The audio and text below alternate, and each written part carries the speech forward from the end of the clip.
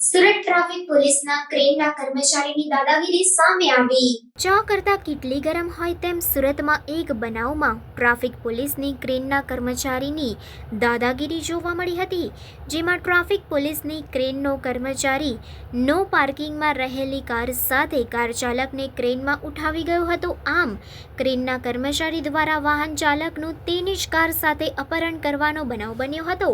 Car સાથે car ચાલકને ક્રેનમાં લઈ જવાનો આ વિડીયો પણ વાયરલ થયો છે। અગાઉ સુરત પોલીસના પાર્કિંગમાંથી પણ ગાડી ઉપાડી જવાનો વિડીયો સામે આવ્યો હતો। બીજી તરફ ટ્રાફિક ડીસીપી ઘટના સ્થળે હાજર હોવા છતાં કાર્યવાહી ન થતાં વાહન ચાલકોમાં રોષ ફેલાયો છે। અમદાવાદ, વડોદરા, સુરત અને રાજકોટ જેવા મોટા શહેરોમાં ઘણીવાર ટ્રાફિક પોલીસની ક્રેનના કર્મચારીઓ આડેધડ વાહનો ઉઠાવી જતા હોય છે।